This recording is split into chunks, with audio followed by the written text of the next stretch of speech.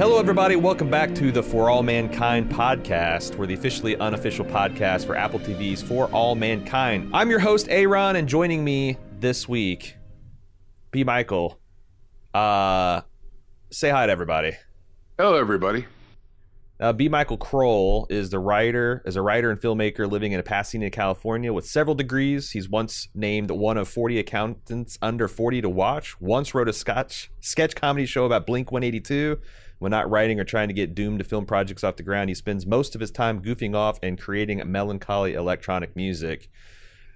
B. Michael, how's it going? Going well, A.Ron. Thank you for the opportunity. I appreciate you having. I sent out the red flare like early this week when Jim's like, "I'm not feeling too well, Mr. Stark," and I had it's like I was just like I reached out to a bunch of people. I put a flare out on Twitter, and B. Michael's one of the guys who we've been in touch before. He's one of the guys that answered the bell, so I appreciate it very much. If you want to find out more about Michael, B. Michael, and what he's doing, I've got some links in the show notes for you. But we're here to talk about For All Mankind. Since you're new to the podcast, how are you liking this season?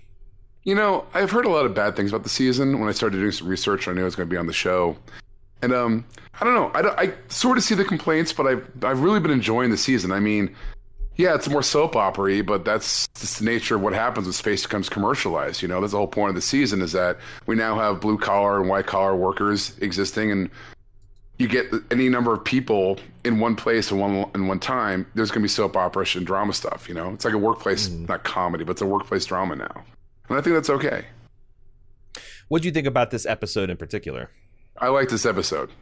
I thought the strongest part of the North Korean subplot, you know, the Philip Marlowe-y kind of detective stuff happened. I really like that kind of stuff. I'm a sucker for that kind of thing. Yeah. I thought I've always thought the Margot stuff is kind of like a weak link a little bit, because like, I don't know, she never really grabbed me as a character beyond her being very competent. But like, you know, I was having trouble not trouble, but you know, keeping track of who's who and what, that kind of thing, like what's happening here and who's, you know, trying to see through the sides and whatnot of you know, the Russians and all that kind of thing. But no, overall I thought it was a very good episode. A lot of chess pieces moving into place to get the next one. Yeah, and as I predicted, or as I've been saying, that like, even though I haven't liked elements, like I think some of the plots are kind of outlandish, some of the characters weren't my favorites, I said, you know, it's a lot of times shows have a way of taking stuff that maybe was a little rough, maybe was a little half-baked, and when you go into the finale, you don't, it's not required to 100% follow the footsteps from A to B on the plots. Just like you've got, you know, Miles, he's the, you know, black market king, and the North Koreans have got their little spy thing going, and like, even though the individual pieces of the quilt might not have been stitched correctly, the quilt's coming together nice. And I feel like this episode is a very good example of the quilt coming together rather nicely. You mentioned Philip Marlowe.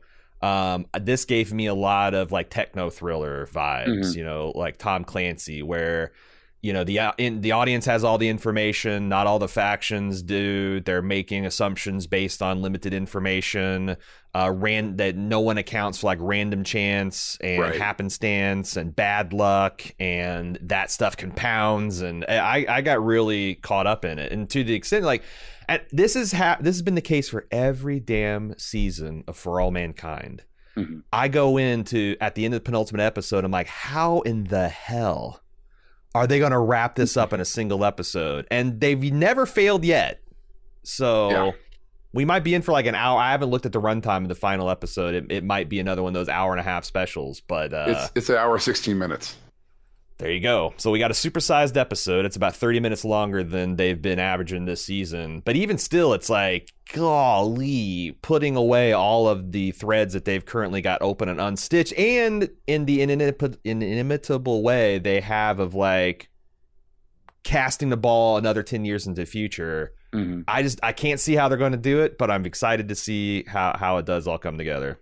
They definitely left some things they got to deal with, you know, like I don't know if we want to get into stuff immediately, but like, you know, Lee did he murder his supervisor at the end? You know, like was that? I was trying to figure that out this morning. I was watching the episode again. Like, is that just a sleeper hold? Is he dead? What are they gonna do? That's a major issue. It's always a tough because like I never know if Hollywood like in Hollywood, like you throw a choke on someone for 10 seconds, they're dead, right? Yeah. But like a lot of times when they do that, they'll throw in the celery stick snapping to let you know that, his neck's broke. But because you put someone in sleep roll for 10 seconds, they're gonna wake up 5-10 seconds later pissed off. Just angrier. Yeah, this guy seems like he's maybe down for the count. I think that's the implication. But yeah, right. he just murdered a fellow North Korean national. That's someone's gonna miss that. You know, they're gonna miss him.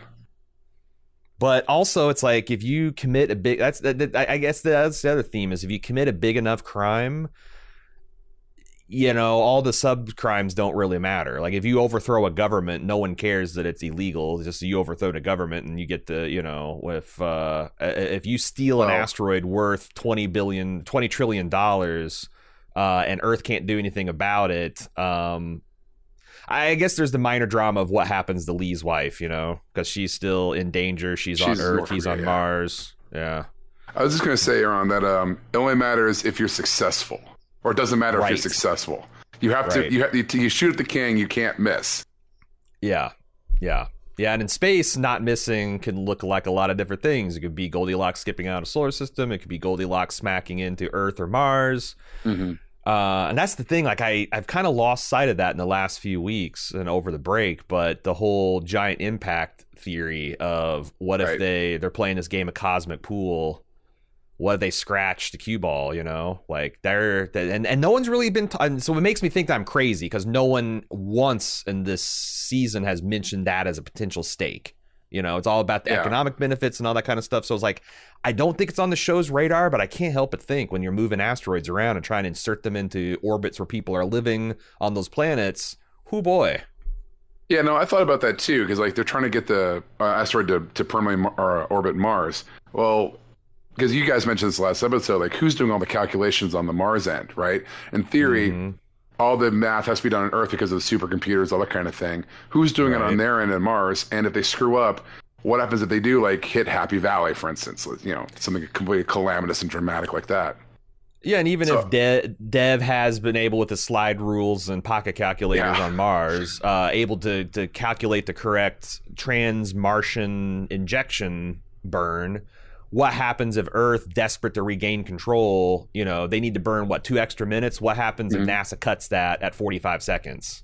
And now, you know, and everybody's just like, you know, or even the people on board the Ranger, like start pulling fuel pipes and whatnot. Like, there's a lot of room for things to go wrong.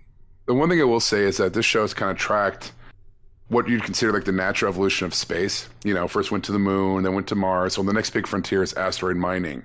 So if they were to slam the asteroid into Happy Valley, for instance, you know, what would they do next? They wouldn't try to do that again. You know what I mean? So what's the next season going to be? Because the show's coming out for next season, obviously. So what would be the next frontier?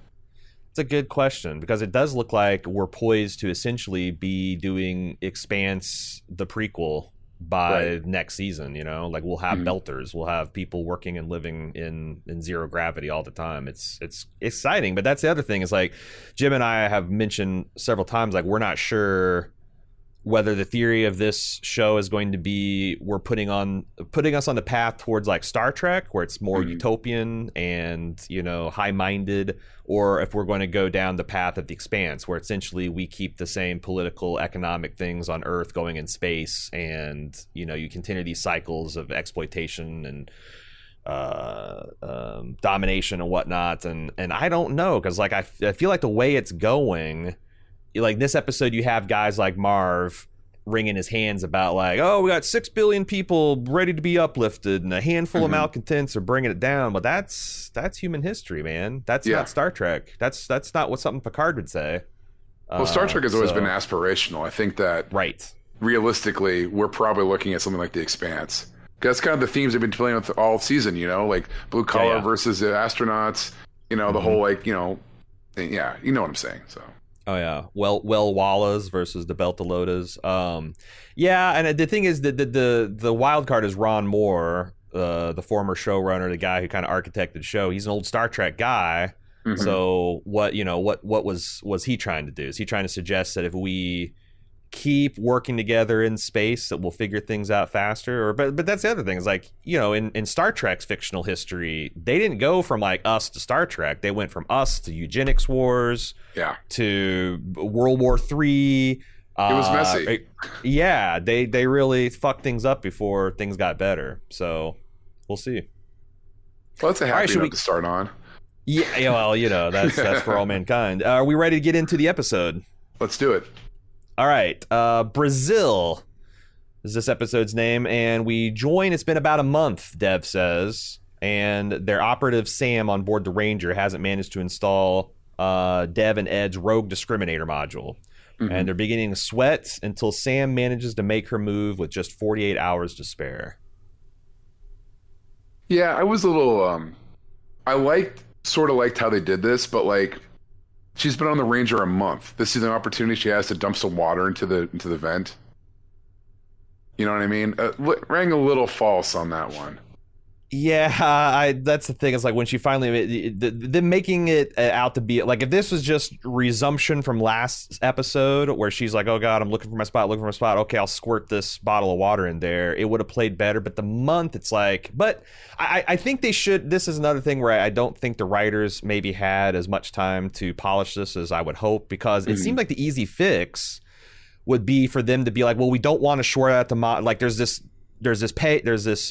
tension between wanting to short out the discriminator module and replace it, and leaving NASA, Russia, Earth the least amount of time to discover the plot and fix it. Well, that begs the question though, like, if they're going to discover, how they're going to discover it, right? And why would they discover like 48 hours later? Or, you know what I mean? Like, is it okay to have 2 days as opposed to a month? If their plot is that foolproof, they shouldn't be able to tell there's a new discriminator on board. You know what I mean? But that's the thing, is like, I think they should have made it as like, this isn't foolproof. Like, because like, yeah, if people like, because they're also making it clear that like NASA's just obsessively testing. They're doing like system tests every 6 hours and whatnot. And it's like, it's not beyond the realm of imagination to just like, hey, there's something weird in the signal that we're getting back from Ranger. But the thing is none of that is on the screen or on the page. So, we're just kind of supplying a little bit of more believability, because it's like, you're left to like, for 30 days, Sam's up there mopping the sweat from her brow on how she's going to get the angle and squeezing that to a little bottle. I finally got enough flop sweat that I can short. But because, it seems like it would have been pretty easy just to bop up there and squirt some fluid into it. I just assumed it was water, but now the idea of Samantha throwing flop sweat into the discriminator is really, it's a good one. I like that. It makes me happy. I've complained about the low G work and the lack thereof this season. I did think they did a pretty good job this episode. They had Sam flying around. I don't know why they don't do a better job at the 1/3 gravity on Mars and whatnot, but like some of this was fairly impressive work. Her kind of skirting around the cabin.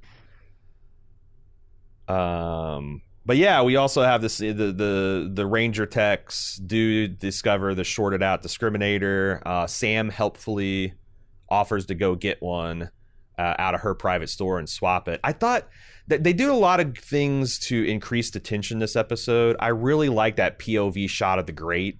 It doesn't really pay off, but it gives you that feeling that, oh man, we could be watched at any time. Yeah, I was wondering what they're doing with that, because normally you don't set something like that up and then just drop it. I think it's supposed to give you into like that paranoid feel, and then it does pay off when you find out later that the North Koreans have wired Happy Valley for sound and audio. Oh, yeah. So it's like they don't have the Ranger, but it's kind of like who could be watching, and with Cho kind of like watching the plotting later. I think it kind of ties it together, and it just, to me, it just increased the. Well, do we know that they don't have the Ranger?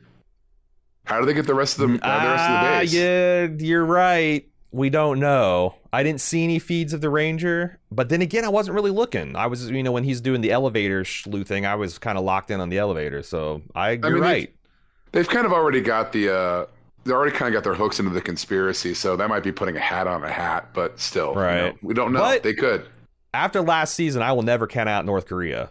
No, because I thought them landing on Mars first was kind of a joke, a meme, but turns out they fucking did it. So, what else? Oh yeah. So next scene, Kelly briefs Dev on her study of potential life in the Korolev crater, but she noticed he's oddly distracted. What do you think of that? Yeah, he didn't seem really all that excited about the potential of life on Mars. Like. And it wasn't that was the reason why he brought her up there, basically, right? They were supposed to try to find life, try to get evidence of life and and he just didn't seem all that cool about it. I don't know. It seems like he's using her, I think he has genuine affection for her son because they're playing with their plane models while, he's supposed to be paying attention to Kelly, but it seems obvious that he came to Mars to steal this asteroid. And everything else that he has said to Aleda, to Kelly, I don't even know if he's completely being honest with Ed about, like what happens after this all happens. But it feels they also, the way the episode is structured, we don't know exactly what Ed tells Kelly. Yeah, I like that part. We'll get to that when we get that scene, but that was actually a really nice touch there. But go ahead. I was going to say, we know why Dev isn't really interested in what she has to say, but I don't know. Yeah, he's a hard character to get a read on. I like that about him. He's very what is his true motivations, all that kind of stuff. He's a very deep thinking character, and it comes out in the performance. But I don't know. He could have faked a little more excitement about the potential interstellar life. I think he's the type of guy that has a hard time doing that, and also like if he. The way he's like cynically using his experience with his father and Kelly's experience with her father and trying to draw that parallel to kind of and it's not out of any genuine like attempt to like connect with Kelly. It's just to kind of soothe her. He's using the shared experience against her, and I think it's like, man, that's really shitty. And I don't know what Kelly does when all the pieces drop here. I don't know. Like maybe I'm not really seeing this. I'm seeing him use that experience, but I don't know if necessarily being cynical to manipulate her. Maybe you can generally like somebody and still use them. You know what I mean? Yeah. I guess what I'm saying is like my thought is when Kelly is basically saying, "What's up with you and Dad?" and he's like, "Oh, it's and she's like, "Yeah, I wish I was getting closer to my father," and him. Seeing an opening in there to like put her a little at ease, but maybe I'm being too cynical. Yeah, you're being a cynical Gen Xer guy. Well, that's how I never get hurt again. You all right? I got my guard up all the time. Yeah, I'm there too, so don't worry about it. Ed and Miles lean on the North Korean cosmonaut, first man on Mars, Lee. To lend them their North Korean spy eyes because they want to see the whole base. Yeah, I would kind of bumped in this a little bit. I mean, I like this plot line. I like the through line of the North Korean episodes. I'm not complaining too much about it, but the whole premise of this is they have these not the premise, but one of the ideas they're playing with this season is that we have these guys, these blue collar workers that make life on Mars really possible. So wouldn't they have access to everything already? If they're trying to get surveillance in the ops center to do various other places, wouldn't they have access to that? But I guess there's only 4 or 5 people in the conspiracy around anyway, so I guess they don't have their audio video guy that they could talk into like, hey, could you, because you're right, you think you could do an Ocean's 11 style, just go to wherever the NASA stuff, the network closet, and put your clips in there and but maybe, and also it's like they only have 48 hours. So it's like if they know North Korea already has a place wired for audio and video, then it's like probably easier to steal that than, but it turns out to be one of the fatal flaws in their plan.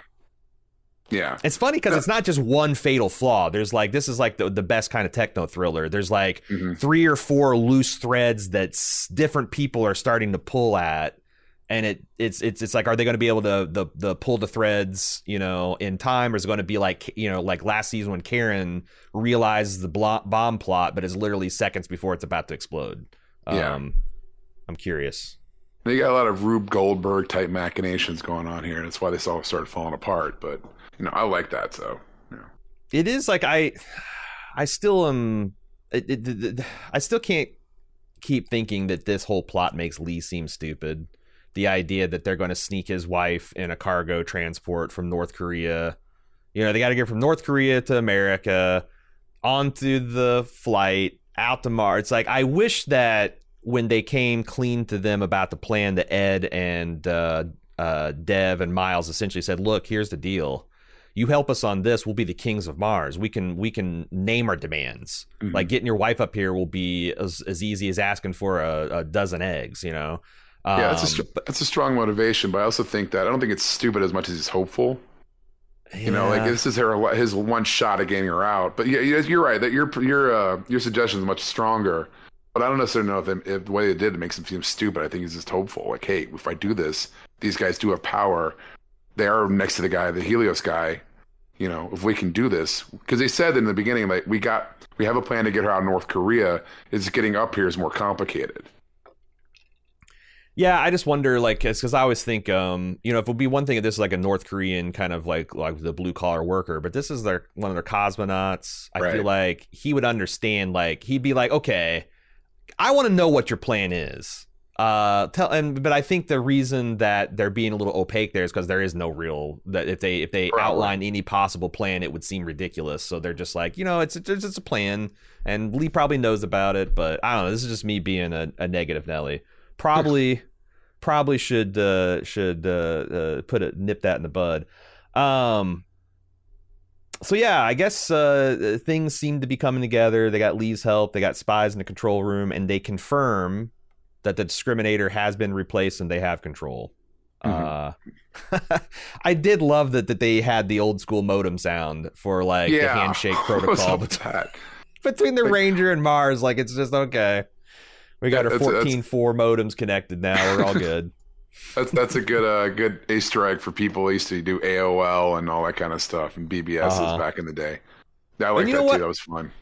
I wouldn't swear that that's actually what happens when they contact like Voyager. They still like every month or so try to make. I wouldn't, but like this is like 2003. I don't know. I guess it is the heyday of the modem handshake there.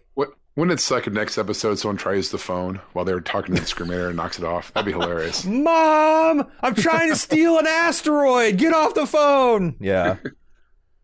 So Aleda, back on Earth, gives some cloudy financial forecasts to the M7 meeting about how long it's going to take to realize the Goldilocks gains, even with it being in Earth orbit, before Margot pulls her aside and insists on having some risky communication with Sergei. Yeah, things were kind of going off the rails a little bit for me here in this episode. Like, we'll talk more about this when we get to the dinner scene, but I find it hard to believe that Sergei is the only person that can do this stuff. You know what I mean? Like, this is a big enough project for both Roscosmos and NASA. This is the project. They have the best minds of the planet doing this. And they need this guy, Sergei, to help them figure the stuff out. That they do this clandestinely and all that kind of thing. With so much risk. That was kind of I bumped a little bit on that, I gotta be honest. Yeah, I will say that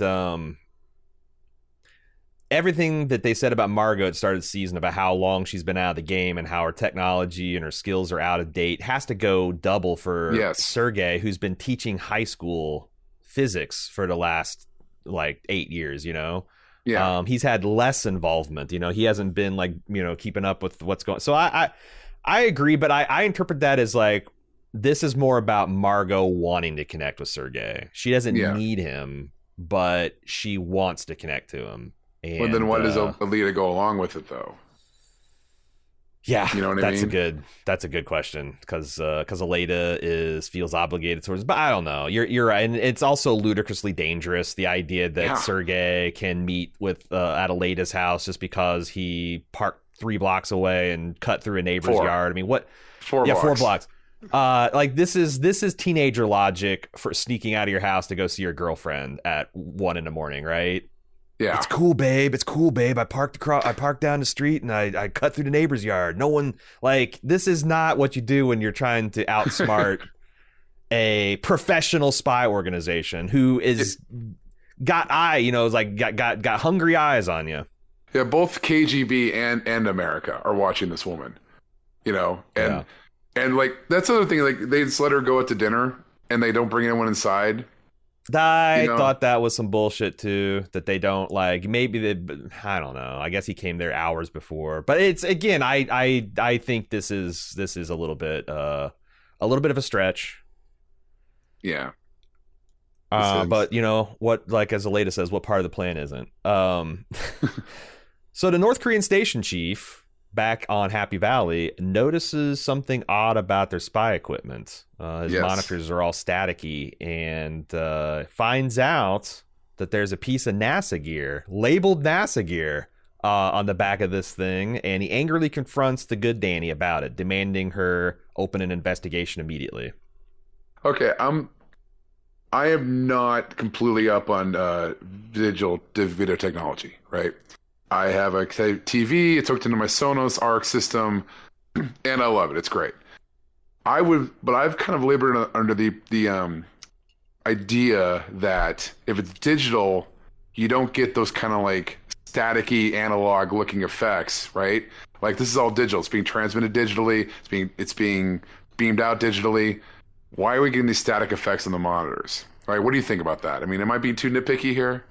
Is it digital though? Because it looked like, honestly, that NASA gear looked like, going back to our Gen X roots, looks like the signal adapter that you screwed your Nintendo into in the back that, it has the coax or the bayonet connectors. Like, it didn't look like it's like an HDMI or something. It looked like it's just and like, even today, I don't know. My information is like from 10 years ago, but right. I used to work for a big C-store chain, and even then when we were like storing the things digitally, like we stopped using VHSs and started using hard drives, a lot of the cameras were still those old BNC type, analog connectors. They would go into these capture cards and you capture them digitally. So like, I guess I could believe that they got a shitty connector on there. I just thought it was hilarious that there's actually a box labeled NASA. And I know they don't have a lot of time. This was like a hasty hack job, but it's just like really funny. The North Koreans guys like, what is this? And there's like a giant NASA logo on it, Yeah, like walking over there, they could have like just scraped it off or something, I mean, but then again, we're not dealing with actual criminals here. We have people, like smart people but again, I'm okay with it because the plot is pretty strong. I know we've been sitting here kind of capping on it the whole time and say the plot's strong, but no, I like it. It's strong, but come on, guys. Let's have a little bit of more of a thought process going into this a bit. The only funnier thing would be if they had like Calvin from Calvin and Hobbes in a spacesuit pissing on the North Korean flag. Like that's the logo, like fuck it. Let's make sure. That's on the back of their rover. Tell North Korea I want them to know it was us. I hope there's a scene that if they get caught up, the scene like Dev is like shouting at somebody like, "You didn't think to take the sticker off? Come on!" Yeah, and there's a lot of some comedy. Like I really like Lee just sweating like that. His commander finding this almost immediately. I really like how the Lee and his commander. I think his name's Cho. It's a Cho Bun Ho. I checked it out in the credits. Okay. The way that they're like doing matching mean mugs, like, and they're, demanding investigation. And when they stop talking, he just assumes this like, this particular expression. And Lee looks at it because Lee's like, he's kind of like a little Americanized. And he's like, oh shit, this is, and he adopts it too. It's just really funny. Well, he's also got to like keep any suspicion off that he helped with this. Yes, of course. So he's got to keep up face. Yeah. And like it's also funny that because this is often the case when you read these like spy thrillers is that like North Korea can't reveal NASA's attempt to spy on them without revealing the fact that by the way, we've been spying on you this entire time. It's like I wonder if Cho had ran this up the chain of command if they would have been like, don't confront them, you idiot. You just now they think we don't know that they know. How can we use this against them? That's the obvious spy play. But this guy, I don't know. I don't know what political what political kind of appointment he has here. But I don't think he thought it through. Well, your point's well made, but like remember that these guys are astronauts first. They're not spies. True. It's interesting because like this guy's ranting and raving in Korean, and she picks out him saying Miles Dale, and Danny clocks that, and like I think she was kind of like, yeah, fuck these guys, I don't care. I got an asteroid to capture, but that name really rang her bell, and that kind of, it's like one of those little kind of odd happenstances. She happened to catch that name, and that's like suddenly, okay, you technician, take this part, run it down. Like it instantly add a little fire under the investigation. I like Danny's character a lot, so it's good to see her kind of like, stretching out a little bit here. I like that.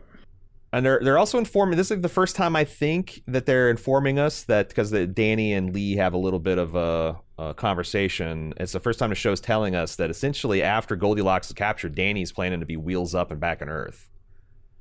Because she says, "Yeah, we'll be Earthside before you know it." Are we getting to the next scene? Because I have some thoughts on that. Mm-hmm. Yeah, so Danny V-mails her son about how proud she is of him and how she can't wait to return to Earth after Goldilocks is done to be the best damn grandma in the solar system. First of all, point A, I love how she's going to introduce the next generation to MASH. I love that. MASH is a great show and everyone should watch it.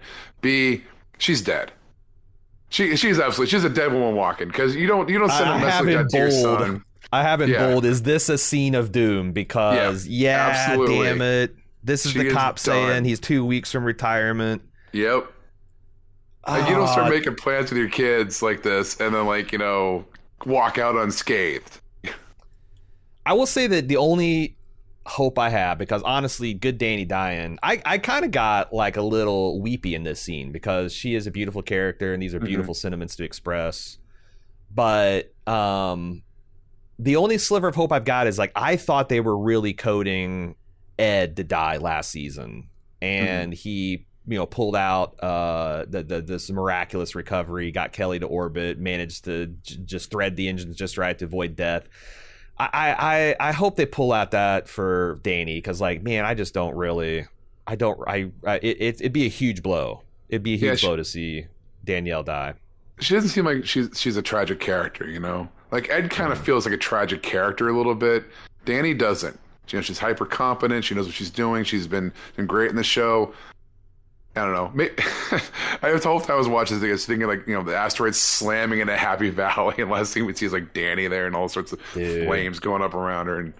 And it would suck if Ed survives, because here's the thing, like Ed reveals in this episode that like his greatest fear is probably Danny's dream, which is to die of old age surrounded by your grandchildren and your children. Ed wants to go out in a blaze of glory. Danny just wants to do her job and get home to her loved ones. And it's interesting, all the parallels they've been doing to this episode. That is an interesting parallel I hadn't considered. Yeah, like his nightmare is her dream, like you said. That's a good one. So yeah, Danny's dead. Ed survives. That's it. That's put $5 down for me. That's what happens.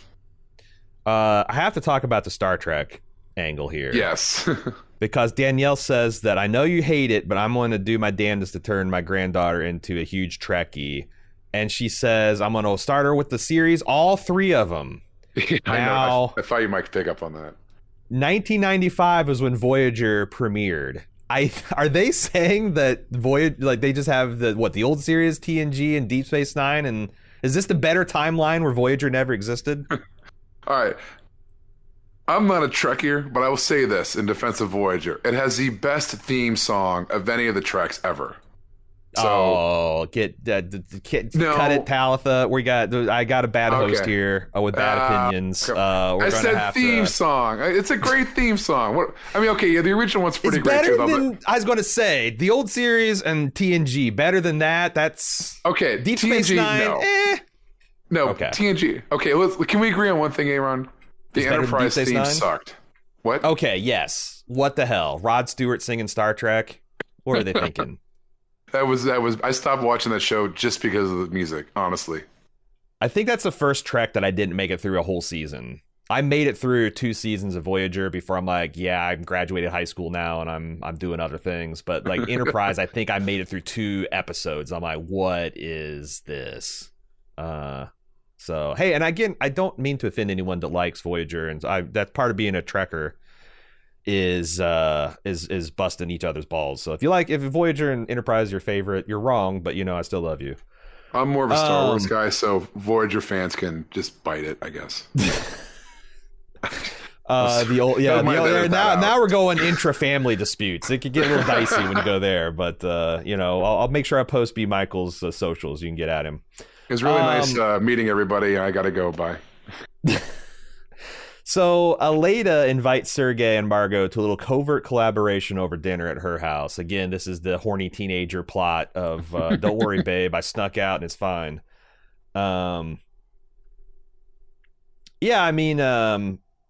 It's funny because this is the thing that they've been kind of hinting at. I think I forgot to mention this when Marv ducks out of Aleda's meeting.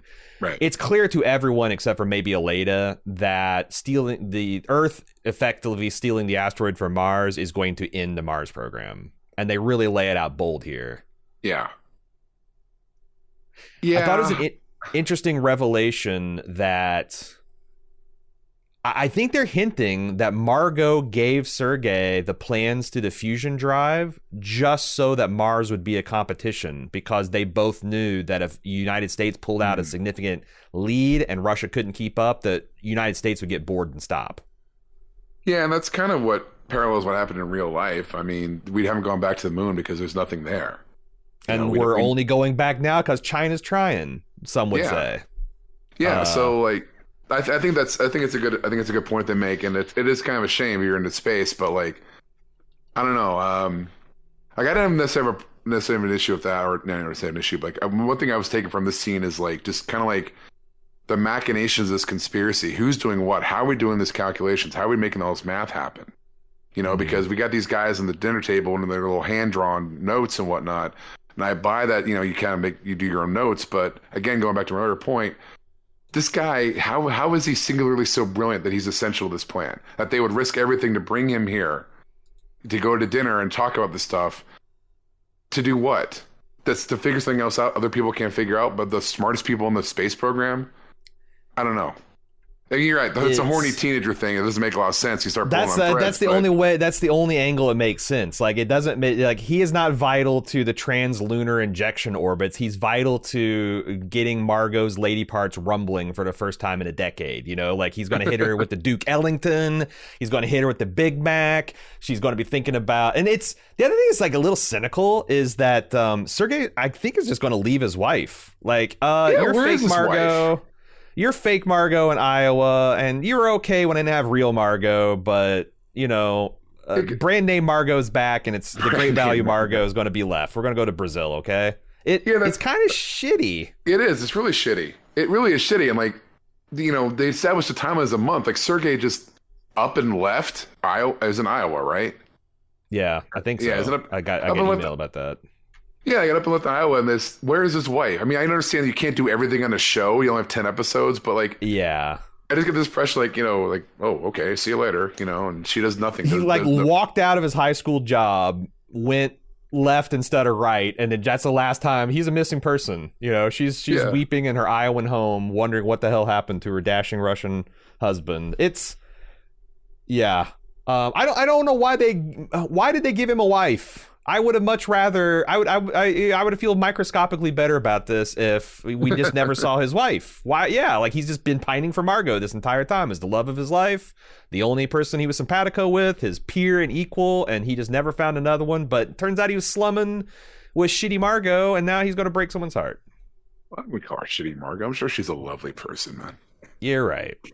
Let's not. I'm just saying. Right. I mean, if he left her after seeing one press release of Margot, she can't be that good. Okay. Well, horny teenager. That's all we got to say. That's true. It's horny teenage logic. It's the only thing that makes sense. I also really love that. They didn't show this episode, but it's such a great visual gag that you turn left, you go into your life. You turn right, you go back to Margot and your fun space life. And he just turns right, and that's it. That's a Houston. I think it's kind of cute. There's a little bit of thawing between Margot and Aleda as Margot's slipping. She's turning into her inner grandma, and she's slipping the kids candy that she's got in her pocket. Those Tootsie Rolls are 6 years old and rock hard, man. It's going to when those kids bite down at Tootsie Roll, it's going to pull at least 3 teeth out of their skull. God, that happened to me when I was a like a child ate a piece of candy, like had a loose tooth, and like, doll one up. Sound like Grandma knew what she was doing there. Had the loose tooth and the Jolly Rancher, and there you go. No, it wasn't Grandma. It was my own dumb thing. I was eating candy, pulls teeth out of your head. That's oh god, it's terrible to think about. Sorry, audience, bringing that up. That's a horrible image. I did get excited because I thought this was a cool idea. The fact that they could defect to Brazil, which is a country that is plausibly powerful and wealthy enough to put off Russian and United States interference as they build a space program. I think that's a cool idea, and it's a damn shame we're not. Well, I guess Margot could still do it, but she doesn't have the connections. Yeah, I like that. I think it's a kind of a hopeful kind of thing going on, because I don't believe 1 second that they're just going to go to Brazil and be able to be in that public of a job and then not be taken out by either Russia or America. Yeah. Like Sergei's got to know that in the back of his mind somewhere, either of those countries' intelligence operations wants you dead, you're dead. And like both these two running off to go help Brazil, that's a black eye. Someone's going to get mad. Someone's going to take you out. I can't believe that Sergei doesn't think about that. And maybe Margot's thinking about that a little bit because she's actually living under that regime right now. But I don't know. It's a nice dream, and I think that's a good thing. It was kind of cool to talk about, and I was hoping that would be the case, but obviously we see later it's not going to be the case. I would like to, if anyone knows different on feedback, because I think one of the ideas is with the whole Monroe Doctrine, the whole like United States saying, "Hey, this Western Hemisphere is ours. Nobody fucks with the Americas," right? Right. Has there ever been an instance of Russia murdering someone in North, South, or Central America? I'd be curious because like if this is like Europe or Africa or Asia, I would agree. But like, I don't know.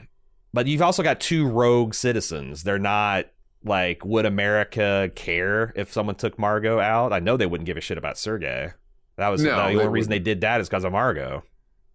Yeah, I mean, it's probably more Russia than America. Now that I think about it, but still, I mean, it was. I mean, as we saw, Sergei is going to get taken out anyway. So spoilers. Yeah. Sorry, guys. It's spoilers for 30 more minutes in the episode.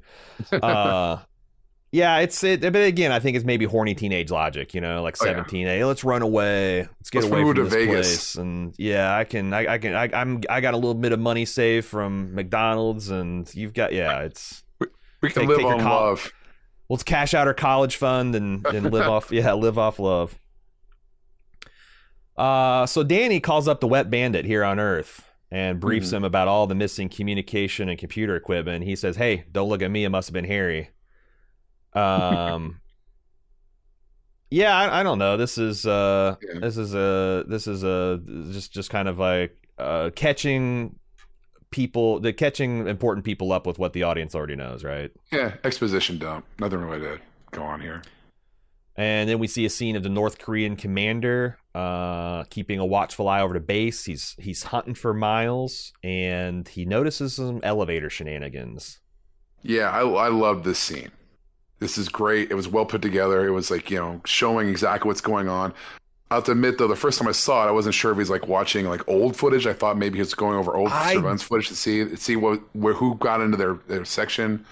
But when I watched it the second time to start taking notes on this, I saw what they're doing. It's a really cool device. I really like this a lot. It is really cool, and it's like completely nonverbal. You're just watching a guy put things together, and like, and you start there's like little bells going off. Like Miles backs out of going into the elevator when someone else steps on. Like, that's weird. And he buys some time, and then gets on the elevator, rides it. Then the elevator opens up, and it's gone. And then he sees the restricted elevator levels and all that stuff. I thought it's a really, really well constructed scene. No, I like this one a lot. So yeah, very rude to his team man. Yeah. If he'd been a nicer guy, maybe Lee doesn't choke him out. So yeah, we have another scene where now Marv has gotten his buddy Will and Irina from Russia together to discuss what they're going to do about the stolen equipment. Yeah, it makes this all completely logical. More exposition, moving the plot forward. Eli gets those guys together. It's okay. Let's activate our intelligence operatives. Let's find out what's going on. they're all figuring out what you said. They're figuring out what the audience knows, and they move forward with their plants up there. So they make a literary reference, and I gotta look those up every time I hear one. They mention Arena shouts out Dostoevsky's. It's the Crystal Palace. Have you familiar with this reference? No, I've read some Dostoevsky, but like, well, she also says some asshole decides to destroy it. I'd be very surprised if Dostoevsky uses the word asshole, but it sounds like something he would say, you know. Yeah, so this is from his Notes from the Underground, really? which is, I'm going to quote from a quote from an article that I found. It says it's at least partially a response to Nikolai Chernovsky's novel What Is to Be Done. In this book, Chernovsky espoused an optimistic confidence in human rationality. He thought that if people could be taught well enough, they would naturally desire what is best for them, and society could continually improve until we reach a utopian existence symbolized by this image of a crystal palace, a perfect building where everyone lives in harmony. The same symbolic building shows up in part 1 of Notes from the Underground, where an underground man vehemently disagrees with Chernovsky. I'm murdering this guy's name. Chernyshevsky. Yeah, that's not even better. Championing the importance of irrationality and free will against the logic and laws of nature. The underground man says that he would hate to live in a crystal palace because he wouldn't be able to stick out his tongue rudely there. Yeah. In other words, he wouldn't be free to indulge his spites and irrational desires. The crystal palace thus symbolizes essentially the same thing in Dostoevsky's novel as it had in C's. I'm going to call him C. Chern. His novel, a utopian place of purely irrational living. In Notes from the Underground, though, the utopia is denigrated as an impossible dream and one that wouldn't even be desirable if it were possible. I thought this is the For All Mankind thesis, right? Can we build a crystal palace, or will some assholes always tear it down? Well, I mean, people are tearing stuff down, but we've been moving forward for like 4 seasons. You know, things have happened, but we've always moved forward. So, yeah, I think it's a thesis, but I think that they're arguing that even if there's trouble, we still move forward and we got to do. Yeah, and I think it's interesting that Dostoevsky gave the underground man a very like churlish. You know, it's like it's hard to map it on 1-to-1 because in this case, the Crystal Palace, the guy's like, you know what, we're working in the basement of the Crystal Palace, and we're getting we're getting screwed over by the people living on the top floors, and we would like a little bit more of the equality and utopia. Yeah. Instead, it's like it's like, but yet I feel like the people on Earth already see the Martians as like, oh, they're just wanting to stick their tongue out at us. They're like, they have no legitimate beefs. They're just trying to be an asshole and try to step in the way of 6 billion people's progress. When, you know, you could just as easily turn that around and be like, well, why don't you pay the 500 people on Mars a little bit more money? If it's 6 billion people's livelihoods riding on it, seems like that's an important job. But they never look. It's always just they're sticking their tongue out at us. Well, that also brings up an interesting point about Dev's character. Like, what is his motivations here? Because damn it, I had the thought, but I lost it. But you know what I'm saying? Like he's kind of exploiting the labor too. Like he's not going to give them an equal share of the asteroid, right? He's going to give them something. I doubt it. Yeah, exactly. So he's being exploitative too. But what is his end game beyond the? Because he said he doesn't want to leave Mars ever. So I guess it's the asteroid he puts in orbit and he exploits that. But like, I don't know. Yeah, I think he's like some of these guys like him want like they see human advancement as, you know, and it's a worthy goal unto itself. But like you also can't, like, humanity is made up of individuals, and if there's individuals being left out of that advancement, of course they're going to want to tear down the Crystal Palace. Because why the fuck do you get to live in a Crystal Palace when I'm living in a hovel? You know. So anyway, yeah, life is hard. Life is hard. Economics and politics complicated. Will we ever be able to get off this rock as brothers and sisters? I don't know. We'll see what For All Mankind has to say. So Danny meets her spies, because that's at the end of that scene. Marv agrees to activate the KGB and CIA assets, which are 2 guys, and Danny expresses surprise at them both, but they are committed to finding out what's going on here in the base. Yeah, I admit I didn't recognize either of those 2 guys. I had to go back and make sure they were in the show prior to this, but you know, were they? But did you look in IMDb? Because like I bet they were. Like, and in fact, I think the KGB guy might have said something in one of those break room debates that we saw, but I didn't recognize the CIA guy at all. Oh, I just had an earthquake out here. That's crazy. Sorry, interrupt. Sorry. Whoa, did you just have one too, Talitha? I think I just saw Talitha scream. What the fuck? Live earthquake. I'm from the Midwest where our weather's shit and we got tornadoes, but earthquakes, not really a thing. So that was cool. Yeah, it was cool. Yeah, if you see me jump up and run, there's an aftershock. Just letting you know. Yeah, head for what are you supposed to be under tables or in doorways? I forget what the. Yeah, door frames. We I like only to know how live to survive dangerously. tornadoes. I'd rather have an earthquake than a tornado, honestly. But So what? So before the earth quaked, what Yes. what were we saying?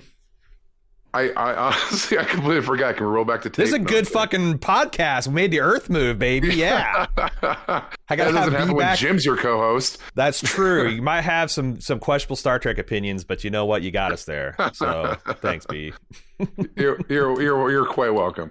Okay, so the guys. Okay, we're trying to figure out if these guys ever appeared again. And yeah, I checked the internet database. The Mike character was in 2 episodes prior this season, so they did establish him.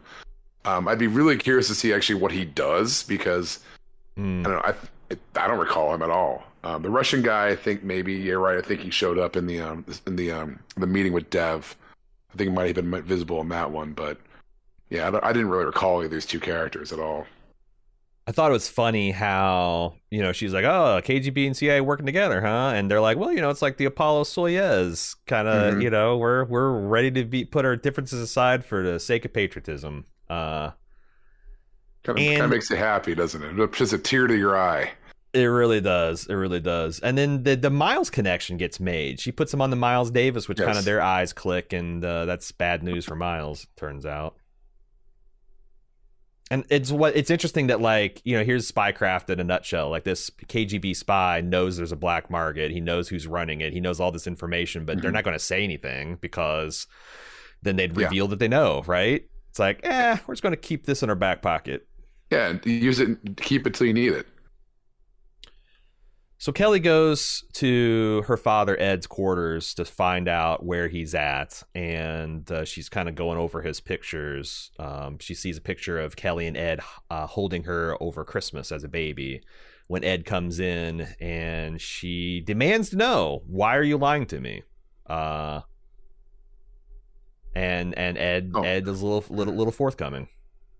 Yeah, like he gets more forthcoming in a subsequent scene. I thought it was kind of interesting that they cut it in the middle to put this stuff with the next scene with the Commander Ho. Yeah, this is the bane of Jim's existence when they start slicing the plot fine for pacing issues. Because you're right.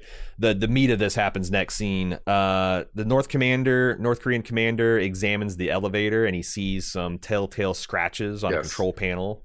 Implying some method of illegal access. At the same time, Miles heads to his next job among intense security. They really got this base locked down, and he finds the KGB and CIA waiting for him.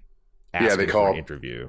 They call him up to do like some kind of business, and then they basically interrogate him. Well, we got a big problem, but it's not with their HVAC. Yeah, they do have a big problem. I know, like, to kind of like these three scenes are kind of set up a lot of stuff for the next act, but like, I love, like I said before, I love the Philip Marlowe stuff with like, he's investigating the elevator, he sees some scratches, and then he goes down. I love that part. The North Korea stuff I think is great this episode. Miles being snatched by the intelligence agents, I mean, that was always going to happen, and then that gets paid off after this scene 18 with Ed and Kelly talking about Ed's motivations. Yeah, and let's get back to Ed. So Ed kind of opens up to Kelly about his hopes and fears and his dreams for the future.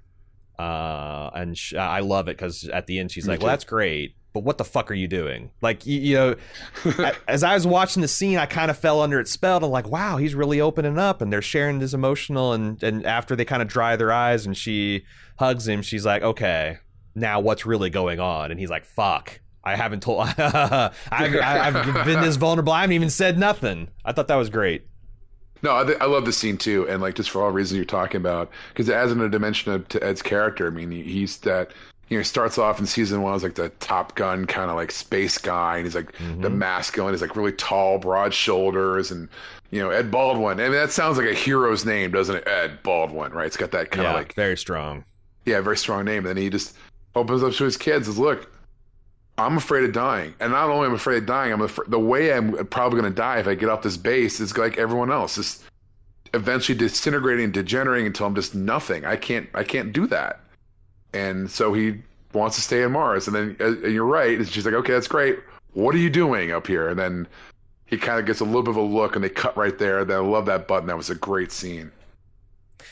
It's funny because from Ed's perspective, you know, all the people that he looked up to, admired, or competed with, you think of Zeke, you think of Molly, you think of, I mean, they mentioned Gordo. They all have already gone out in their blazes of glory. Right. And the only one that's kind of left from the old guard is him and Danielle. And my position is I don't think he's ever truly respected Danielle. He likes her. He thinks she's a good astronaut, but he doesn't respect her as like a pilot, as a risk taker, as a leader.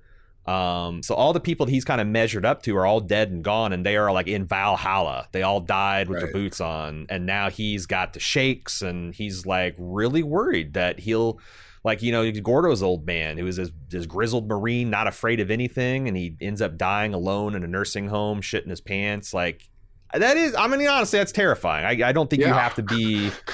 I don't think you got to be a hard-charging astronaut to be terrified of that fate. That's something that I've been, you know, as I'm getting older, thinking a little bit more of, like, Jesus, that's, oof, how do you avoid that kind of thing? But yeah, I have a couple of friends with their parents dealing with dementia and whatnot, and you know, we're both of that age where these kind of things start happening to our parents, and you look at that, you're like, wow, I don't want that to happen to me at all, right? You know, your mind is literally going. You don't know you don't remember people. You get all sorts of horrible, like, emotional problems happening with that. That sounds like a fate worse than death. So yeah, as a person who's getting older, I really appreciate Ed's point of view on this.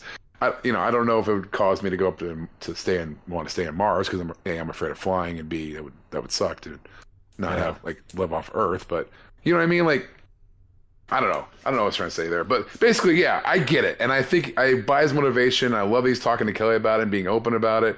And again, I love that they just cut it right when she asked him directly what he's doing. And I don't know, what do you think? Did he tell her?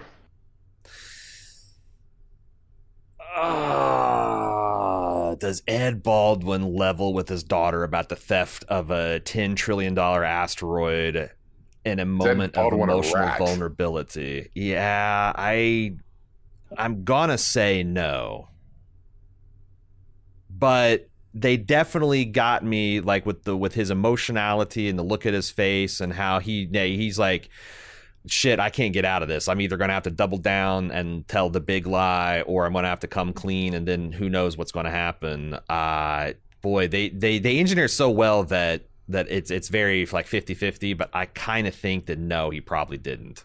See, I think that he did, for the reason you're talking about. He seems like he's vulnerable, and he's trying to be a stand-up guy to his daughter, and she asks him directly. I don't know. I think that he tells her. I think he tells her, maybe not all the aspects of it, but I'm trying to tell her, yeah, Dev and I are trying to secure the future of the Mars base by handling the asteroid. You know, I think he tries to I think he spins it self-servingly like that, but I think he tells her. I wasn't going to do this, but, like, it feels like we got served up. We're talking about our friends getting older and whatnot, but because it's funny, because I lost my granddad, had Alzheimer's, and it was a rough situation. And my sister and I have been talking the past year about how we're getting concerned for our father. And my father just last week asked me if I would order him some memory supplements off of Amazon. I'm like, oh Jesus. And it's a shit, you know, Alzheimer's and other memory cognitive diseases are terrible, and we are just a month out from our annual Groundhog Day marathon. Jim and I started about 7 years ago, I think. We watched the movie Groundhog Day on Groundhog Day for 24 hours to raise money. And we've been doing it for the Cure Owls Foundation, the Cure Owls Fund, cureowls.org, for the last, I think, 4 years. And this year on Groundhog Day, starting on noon on Groundhog Day, we're going to watch all of the Spider-Man films. All of the Maguires, all of the Hollands, all of the Garfields, and the 2 Miles Morales for 24 hours to raise money for Cure Owls. We're going to have some people joining us. It's going to be a great time. In fact, B. Michael, if you want to stop by at some point and say hi, we would accept that. It happens on twitch.tv/baldmove. Again, February 2nd, Groundhog Day. If you have some family or friends that have been touched by Alzheimer's and you want to support a charity where 100% of your donations goes to support the cure, check it out. Now, this has got the old last year's information, groundhog.baldmove.com, but we will be updating. We probably already updated it, but Jim's been sick. It will be updated probably within the next week with all the new information, the exact movie schedule and all that stuff, a link to where you can donate. But yeah, we raised just under 25 grand last year. We're gonna try to break the record. That's great. This year. So yeah, it's I just want to take time out. We're a month out and do a little bit of charity promo here. Groundhog.baldmove.com. So I was surprised to see how tall Miles stood under the interrogation. Of these guys. Like, they're asking some pointed questions, and I think he's got some pretty good answers until the fists come out. That's how it goes. Everyone's got a plan to get hit in the face. That's what the great Ali Mike said. Tyson quote. Yep. Was that Mike Tyson or Muhammad Ali? That's Mike Tyson. I thought it was Mike. I thought it was Mike Tyson said, everybody's got a plan until you get hit punched in the mouth. Yeah, Ali said a lot of great other things, but we'll go with this one to Tyson. But yeah, he was, until they put the pressure on, he's pretty cool character, cool and Luke kind of guy, and it does make sense, right? Like, he's saying to them the same thing he said to Ed and Dev when they came to him. Like, look, I do foot cream, I do mouthwash, I do things to make, it's like, yeah, I get it's illegal, but I'm just trying to help people out. And why would I risk that for why? Why would I steal all this equipment? And, he thinks he's dealing with the cops and he's dealing with the spooks from the CIA and the KGB. And turns out they'll just beat your ass. Yeah, I was going to say, watching this, I'm like, if I get caught by the CIA, I didn't do anything with the CIA would be interested in me, but if the intelligence operatives ever get my hands on me, I am rolling immediately. I do not care, because they will mess you up. And I'm not waiting for them to get the sodium pentothal out and the tools, or be extraordinarily rendered to fucking Egypt so they can string. Yeah, no. Yeah, it's just, I'm not. Yeah, especially when you'd have to hold out for 48 hours. Maybe if it's 15 minutes, but yeah, I don't know. It's just long enough to. I don't know. Even 15 minutes might piss them off. So no, I'm just gonna spill my guts immediately. We're gonna CIA. All right, what do you want to know? I got notes. I have recordings. Yeah. What do you got? What do you want? And I love how the official narrative has already gone from these guys were striking workers and the scabs that were trying to union bust got themselves set on fire to now they're terrorists. And you burnt my friend into his spacesuit, and it's pretty ugly business. Yeah, I thought that was an interesting switch. That probably was intentional to kind of put him off guard, because if he's being wrestled for his black market stuff, I mean, you change tactics, you can give it that kind of imagery in your head. It gets you kind of a little more pliable, I think. So we got the North Korean commander's film noir scene where he's exploring the restricted Martian basement, and he hears some low voices talking. Chaos ensues. Chaos does ensue, and then he gets hit in the head by Lee, and I don't know. This is how I'm thinking about it. Is Lee? I thought the North Koreans kept to themselves, or they just have access to any place in the base? Could they just come and go as they please? Well, I think they've probably got access to the common areas, and clearly there's some kind of fiddly thing on this control panel. So I'm guessing that he's like, yeah, they don't have access to this area either, so he just exploits whatever they're doing. But I thought what I love about this is how it just got out of hand so quickly. It goes from like him just probably, like listening to him being discovered by, I guess Lee followed him down there because he's trying to protect his access to his wife. Right. And it just like, Ron Burgundy says, wow, that escalated quickly. Cho's dead. Lee Tridented him. Well, let me ask you this: speculate: is he dead, or is he just knocked out? And what happens next with that? Like I said, they didn't have the spine snapping sound, so I can't say conclusively. But I do think that in Hollywood terms, holding someone's neck until they pass out means they're dead. That's not how it works in real life, but it is how it works in Hollywood. So I'm guessing he's dead.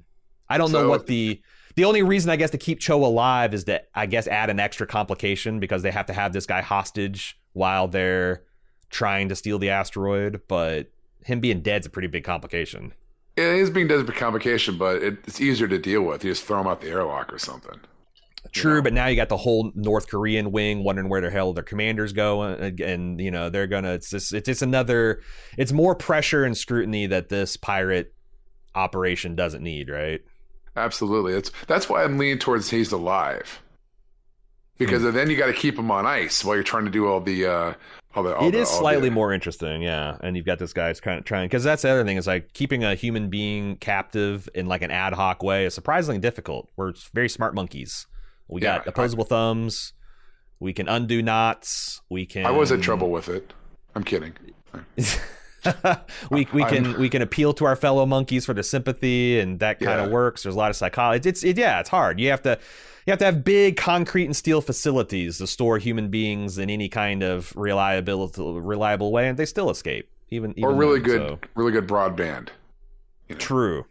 Yeah. You don't need to. If you need me to stay put, just give me some video games.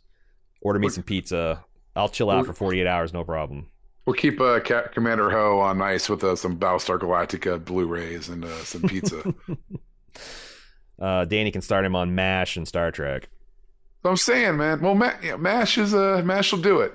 All right. Well, no, they wouldn't want to use MASH because that's the Korean War. Yeah, but it's kind of sympathetic. Like I guess if he watched the full thing, he might be. But you're probably wrong. They're North Koreans. That'd be some imperial propaganda. Yeah, he'd just inflame him more. He'll go want to get that Hawkeye guy.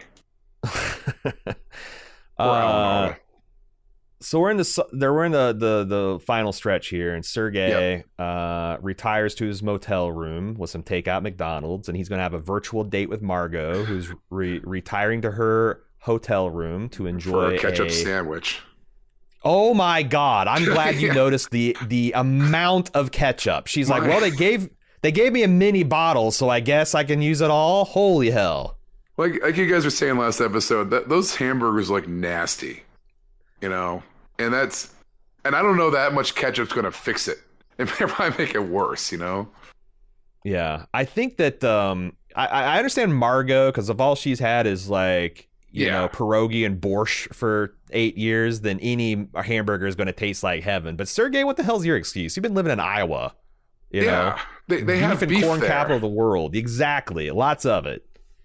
Actually, Iowa's top export is soybeans. It's not corn. But you know what? That actually tracks. I'm from Indiana, and they all talk about the corn, but in my hometown, it was beans. Lots of beans.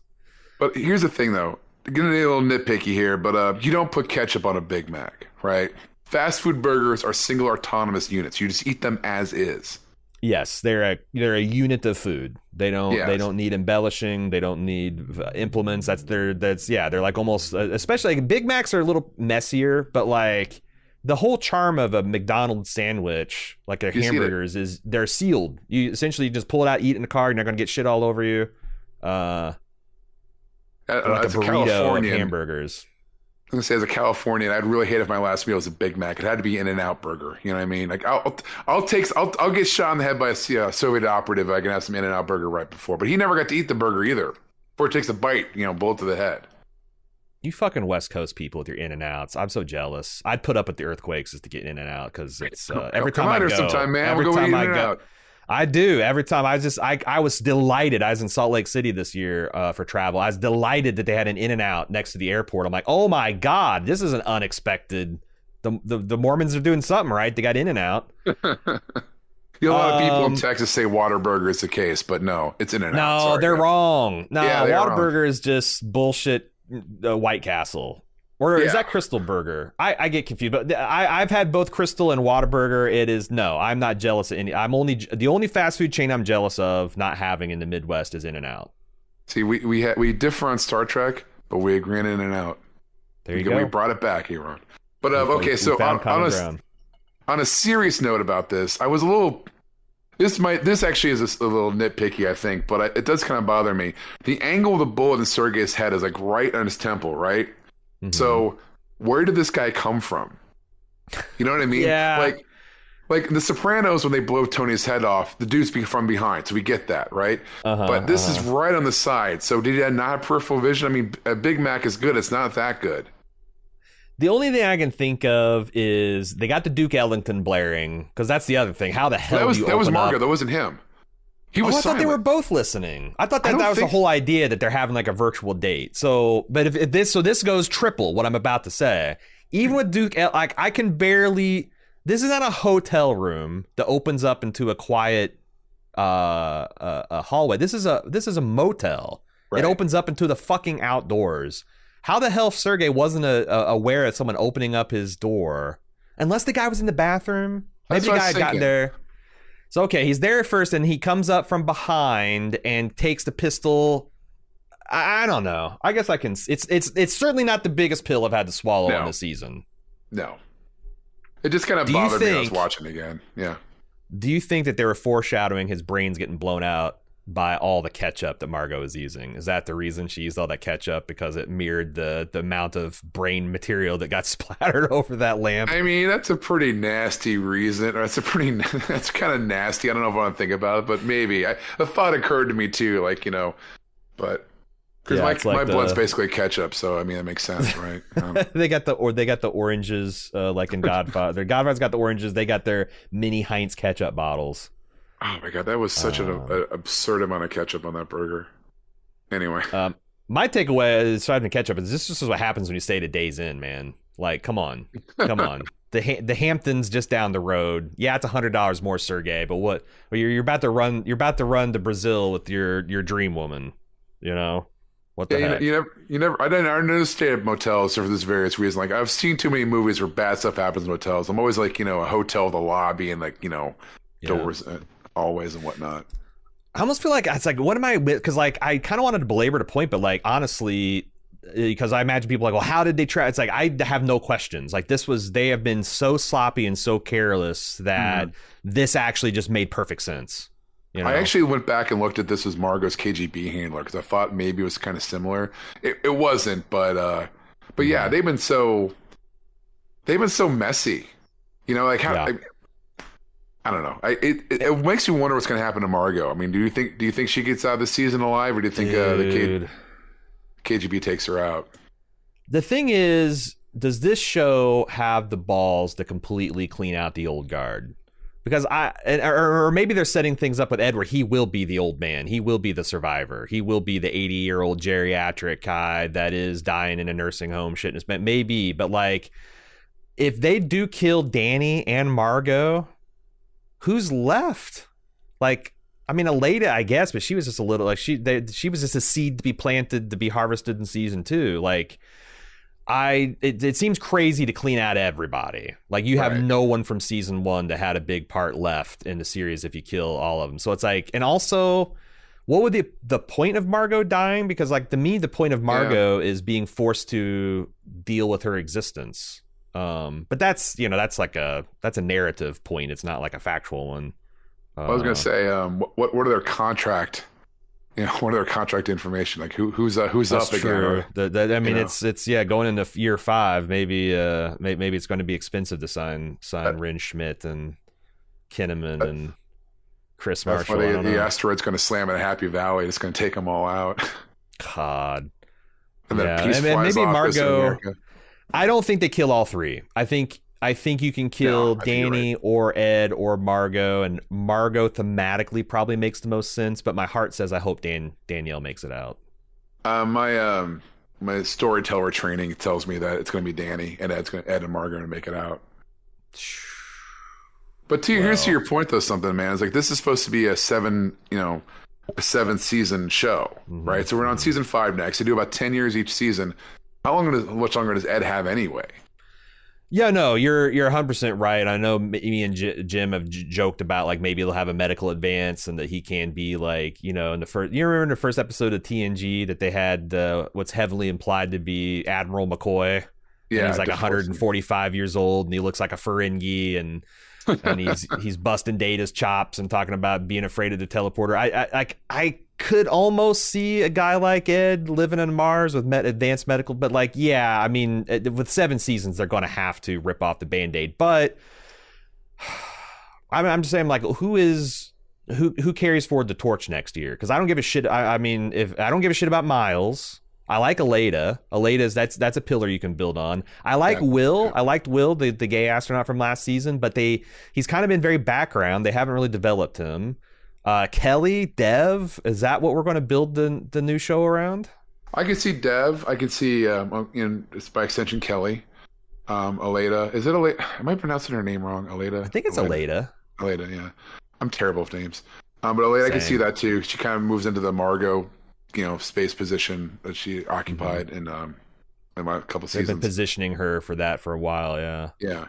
So I could see that. I mean, time marches there's no astronauts. We have no astronaut. Like Sam Massey, like she's kind of been a nothing character too. So like I do have concerns of where, like, as much as I'm invested in the story of like general, like how humanity gets out of into the 21st century, I don't see where, because this show is like its real gift is like they had these really strong characters and you were there from the beginning with them, and I've been worried all season long. It's like, where are the new characters that they're bringing along? And I can see like there was a kind of a Russian Aleda that, you remember her, the one that was upset that her mentor got killed by the KGB. Maybe they could make something out of her. They've got like I said, Will, but like I don't really see the astronauts. But maybe that's the point, is like NASA and having astronauts and cosmonauts will be a lot less important. They're going to become the truck drivers of the future. It's probably going to be less because you think about the earlier couple of seasons, you got those steely-eyed missile men and whatnot. Well, it's not about that anymore. Yep. It's about the commercialization of space and how, if we want to go forward, it's going to be about, it's going to be taking our own bullshit with us. I think you said the capitalist systems and whatnot, people on the top, people on the bottom, how are we going to work this out? And that's where the drama is going to come from. Like, how do we deal with these same problems on Earth that now we have in space? Or rather, the problems we had on Earth are now in space. How do we deal with this? And it's almost like the things we're going to be doing in the subsequent seasons are going to be like a backdrop. Like this season's been a lot about like, classes and not class warfare, but you know what I mean? But it's also, it takes place on Mars, and that's kind of the backdrop. And the asteroids kind of become important the last few episodes, whereas in the middle of the season, it was all about the classes and the strikes and who was who and who does what and who's responsible for what. So, like, next season, I bet it's probably going to be about asteroid mining, because that's the next logical step in our space program. So we'll have the same kind of thing. We have problems on Earth. There are not going to be problems in space. How do we deal with them? Same way. Poorly, usually. And that's where I see it going. All right. Any other observations of the episode, or are we ready to get to some feedback? I said all my piece on it, I think. All right. Well, feedback, you can send it in to FAM. That stands for All Mankind. FAM@baldmove.com. Of course, if you're looking for what else we're covering, we got a whole bunch of stuff. True Detective, I know, is the only thing I know that we're going to be doing in January, but I know the Rick and Michonne spinoff, The Walking Dead, we're excited about in February. There's the Three Body Problem, I think, in March. We're considering maybe doing Shogun. There's a lot of irons in the fire, but like I said, we normally spend the first week or two of the new year figuring out what our new year is going to be, and Jim got COVID, so we're but my point is, if you want to find out, if you want to know, you should follow us on social medias. We're at Bald Move everywhere except for TikTok. We're at Baldest Move there. Carl is up first.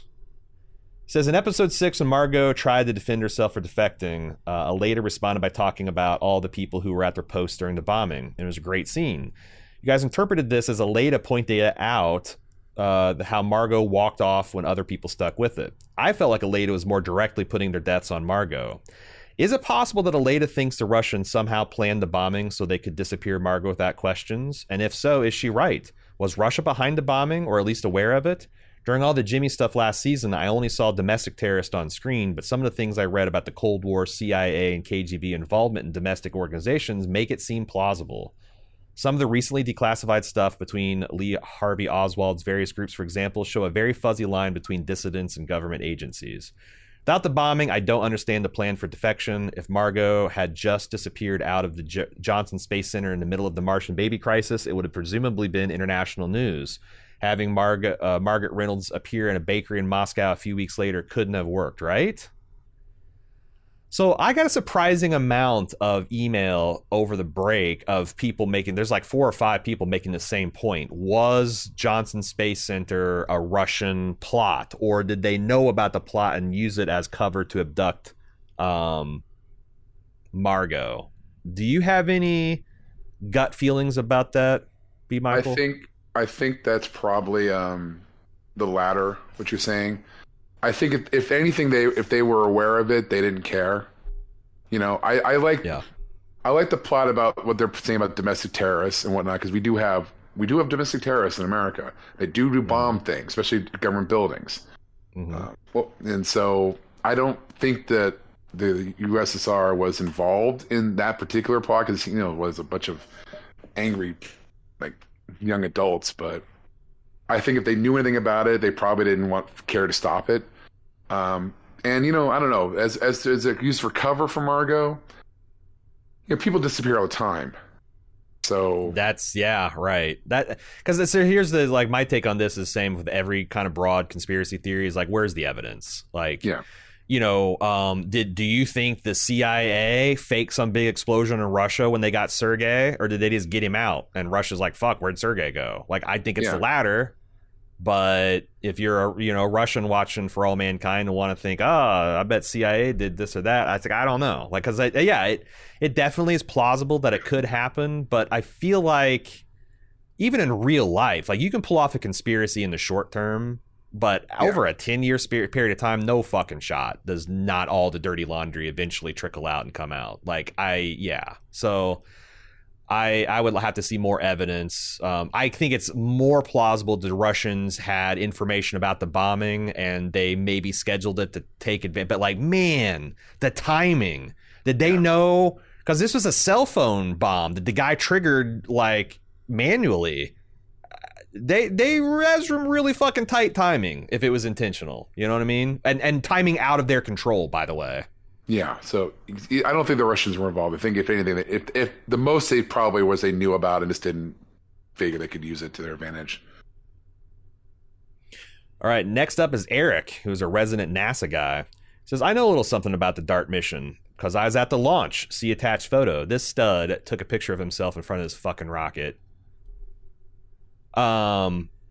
He says there's no fucking way we would intentionally redirect a potentially hazardous object towards Earth. Even with DART, we carefully selected the target asteroid to ensure there is absolutely no risk to Earth by running the redirection test. In addition, the size of Goldilocks asteroid is more than 6 times the diameter of Dimorphos, the one DART intercepted. Plus, since it's metal rich, it's likely orders of magnitude more massive than Dimorphos. As such, a kinetic impactor like DART is not a viable option. A nuclear proximity detonation to deflect the asteroid is probably the only credible way to change its trajectory. That technique has not only never been tested, but it introduces so much uncertainty that it'd be impossible to predict with any precision where it would go. These redirection techniques have been developed to push an object away from Earth, so the uncertainty of how much it moves is not so much as an issue as it would be if you wanted to direct it to a specific location. For those interested in learning more about Trojan asteroids, follow the NASA Lucy mission, which just did a flyby of the main belt asteroid on its way out to the Trojans. And one last, by the way, item, the James Webb Telescope does have the capacity to image bright objects in our solar system using its near-infrared camera. It's already imaged Jupiter, Saturn, Uranus, and Neptune. And here's the NASA blog post on the Jupiter images. That last is me and Jim question whether... because they have the analog of the James Webb Telescope detecting the asteroid in the first place. Why? That's not what it's designed for. But apparently, it can do a bang up job of that too. It's got pictures of Uranus, so it can do anything. Sorry. I joke. So obviously, I think there's been some fast and loose science facts this season, and obviously they're not doing a kinetic interceptor; they're doing a giant starship with ion drives to do this thing. So, the fact that no one is mentioned, I just need some NASA engineer being like, we got to make damn sure we're careful with these calculations because. An orbit of Earth could easily be an impact with Earth.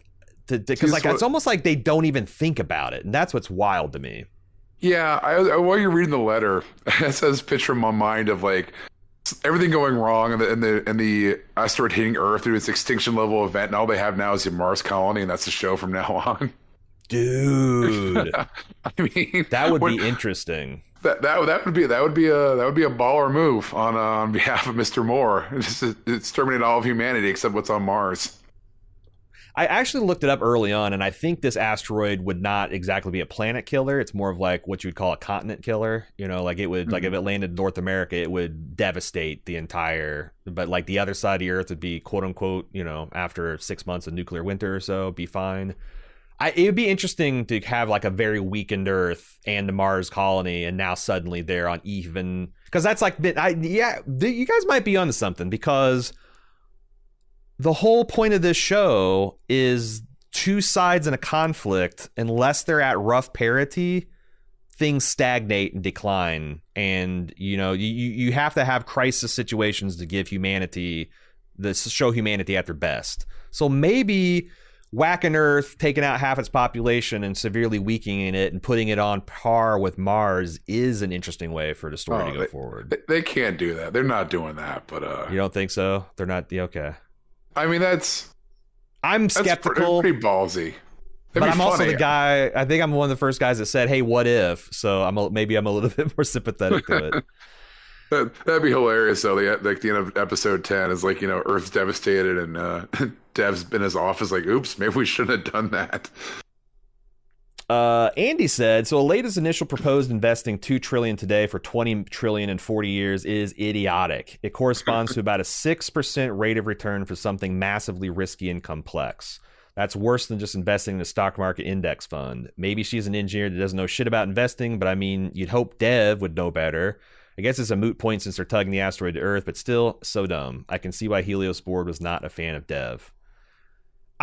So look, I know even less about economics than I do rocket science, but I wonder if you like account for inflation and the fact that this is a raw material that's extremely rare on Earth, and having it be abundant would open up economic. It's not like stock market where it's like you got a little bit of money and then you've got more money in the future. This is like discovering, you know, I don't know. I can't even. I don't know economics enough to even make the analogy. But it's like, when you talk about the inflation and we talk about the raw material and the fact that it would open up technology that we don't have access to, is that still true? I don't know. I would think partially, because I was trying to figure this out too, because like, you know, I don't really have a background in economics.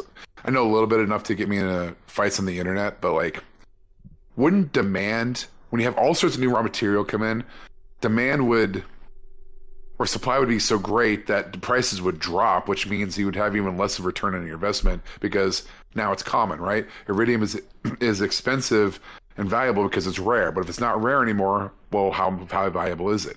You see what I'm saying? But what industry opens up if you have cheap iridium? Because right now you only use it on things that's like, oh my God, you gotta, you know, it's like I mentioned last episode, it's the reason that we have cars that can go 100,000 miles between tune-ups is because they now coat the tips of the spark plugs with iridium so they don't, you know, get blasted apart by electric discharge. So that's true.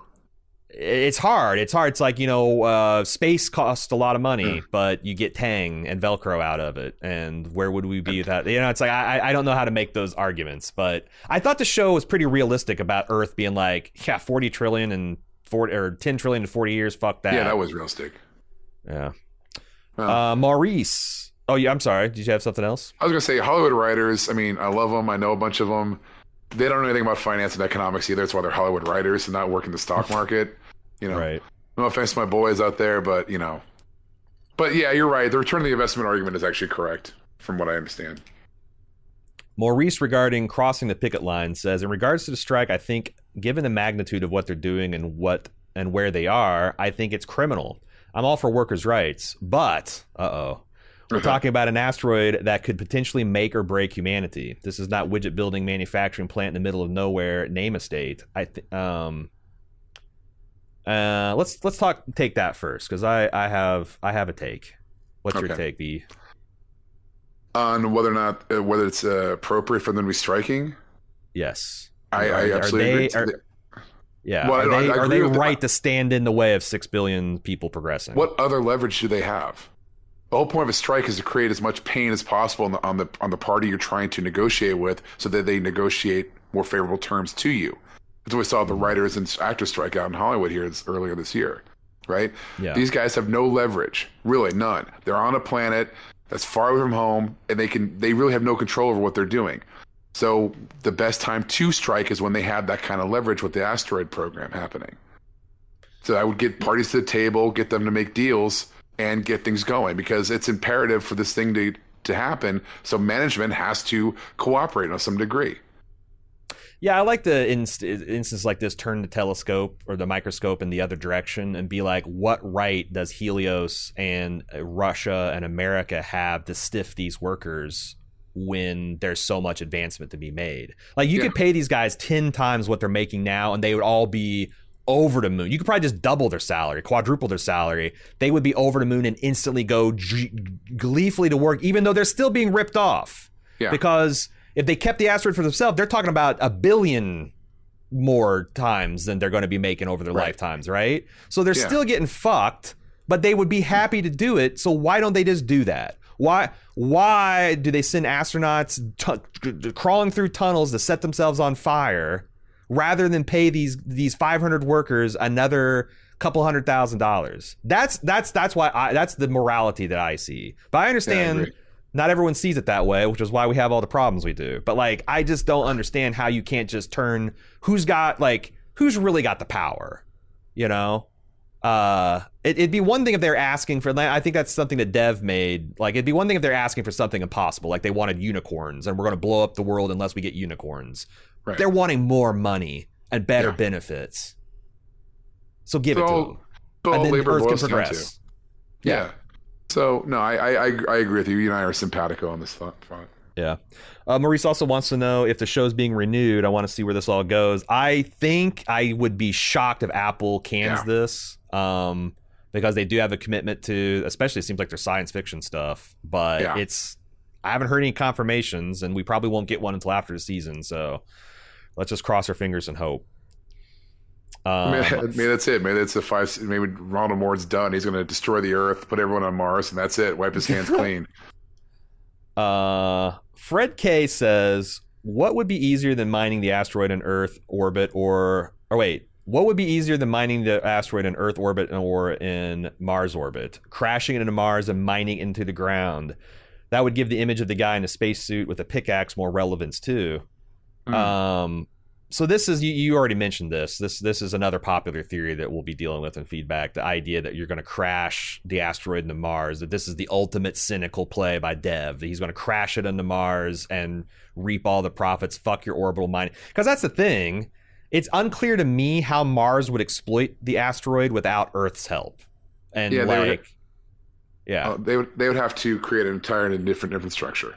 They'd just put like a space elevator up there. They'd have to move, and that's a problem. That's why it's so expensive. That's why the government's balked at this, because in order to use this asteroid, they had to create entirely new ships, new everything to kind of for it to happen. So I don't. It's easier to crash it into the surface and mine it that way. I agree. He also says what happened to Ed's mustache glue in this episode. Maybe just he had more close-ups or he was crying and Ed's makeup has been kind of touch and go this whole season.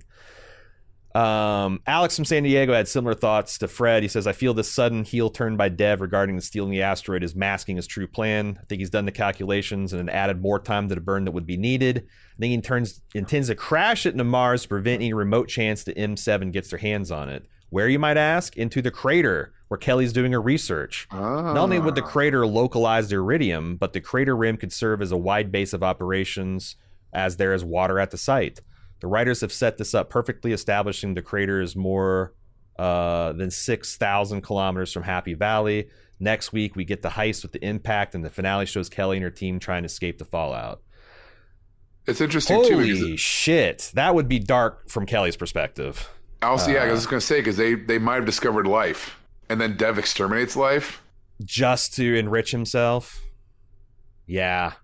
Because you're talking about the technology, like, it might take Mars 200 years to realize the asteroid gain without any help from Earth, and they'd have to keep the Marines from coming this whole time. Whereas if you crash into the ground, fuck you, it's Mars now. No one's getting it out now. So I'm very nervous that this is exactly what's going to happen. Now, actually, I don't know if the space geology works out that way. If you crash an asteroid into a 20-mile crater, does it contain it? Does the water get blasted out? I mean, I honestly don't know. And at this point, I don't know the showrunners know or care either. So I'm very nervous that this might actually be what, because I do think Dev's not being fully honest with all of his compatriots here. No, I agree. Yeah.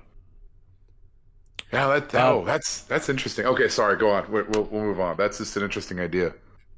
Let's see.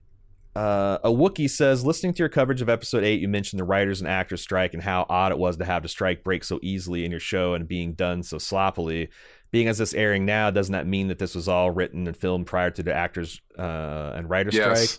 Yes. Yo, for sure. And I don't think I was saying that, like, isn't it funny that they're writing this as they're striking? It's more of like, isn't it ironic how they're writing about how the workers get fucked over by management and have no recourse and they get ran stupid and there's no solidarity, when in just months they would be participating in one of the largest labor strikes in Hollywood and essentially break the studios. It's just like, you know, it's like a Alanis Morissette type of irony. God, I grew up in the 90s. I have no idea what irony actually means anymore. Is it ironic? I think we've worn it out. I think I said this 10 years ago in a Bold Move podcast. I think we're ready for a sincerity age. Like, I kind of think I think we need to just fuck all this irony and ironic detachment and just be sincere. Just be Mr. Rogers in 21st century, okay? I think that already happened to the millennials, because the Gen Zers are really detached and weird now. Yeah, but they haven't gotten old yet, so we'll see. Well, if Dev slams the asteroid in America, they're not going to get old. That's true. He's shooting for the Korolov crater, and he hits Texas. I hope. Tommy O says, I wonder if you could help me understand a few things about the asteroid plan and its cost. Well, we've established that we're economic geniuses, so we'll see if we can help out Tommy. It's stated they would need $1 trillion to mine the asteroid at Mars and be a decade before the nation states recover their cost. Obviously, it doesn't cost $1 trillion to capture it, so even if the nation states didn't want to pony up for the mining rights, wouldn't they still have wanted to capture it into Mars orbit instead of deciding it would be better to let it escape? At least then they could always fund mining in the future. Let's say Dev, Ed, and Sam pull this off and safely have the asteroid orbiting Mars. Couldn't Earth just reaccelerate it to leave orbit and send it back towards Earth? So there's two things here. I think the idea that Earth would spend $1 trillion to park the asteroid on Mars, maybe sorta kind of doing something in the future, does not. I don't think the way they've laid out how the nation states look at that's the plan with less sure of a payoff, right? Yeah, I think so too.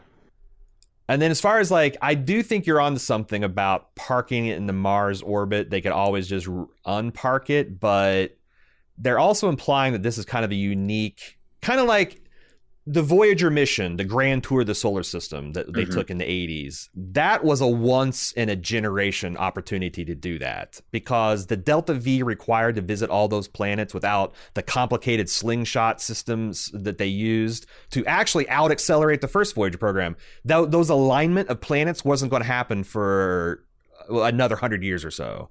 So that is a space thing that every once in a while, if you squint and do the calculations, you can cheat the shit out of that Delta V if you have enough gravity slingshots. But those planets are not, it's like a video game. It's not like you can just go to Mars and slingshot to Jupiter every single time. And I think they have successfully convinced me that that's this case, that this is a once in a lifetime opportunity. They get a $20 trillion windfall for Earth, and if they even wait 6 months, it won't be available anymore. So I think that's what you're supposed to understand. That, like, okay, they got in Mars orbit, but who the hell's got the Delta V to get that into a trans-Earth trajectory, in the next decades? Like, their fusion things just aren't going to do it. So does that track with you, B?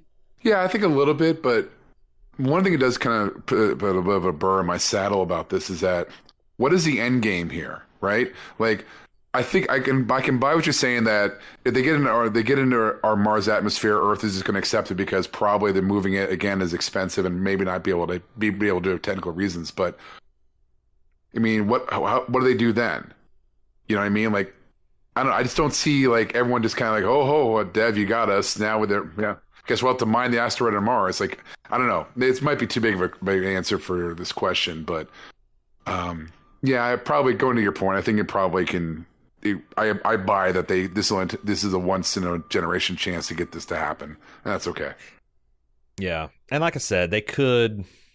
I mean, if it is parked in Mars orbit, that's the worry. It's like, why don't you just send in the Marines? You know, get the Space Force spun up 20 years early, send them out there and take. Because like, what the hell is Mars going to do against the combined might of Earth? You know, that's see the early goings of the Expanse, the prequel novels of the Expanse, to see how that works out.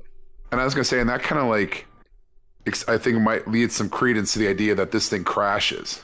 Right, because from a narrative perspective, creating, spitting all that out creates a lot of problems. Where crashing it on Mars and mining it that way, it's neat and simple to go on to the next season. No, you're definitely onto something. That's why I'm like, man, I'm starting to really warm up to, because that's the other thing is that is the appropriate. That's the kind of like mind blowing shit that like For All Mankind tries to like. You think it's going to be the one thing, and the finale is always like the other. So that would definitely be, because I until people started emailing, that was not on my radar. I was thinking accidental impact hypothesis. I wasn't thinking, calculated impact hypothesis. So that's it for this week's show. For All Mankind, that's FAM at baldmove.com if you want to send in feedback for next week. Again, follow us on all our social medias at baldmove. B Michael, again, thank you so much for substituting for Jim.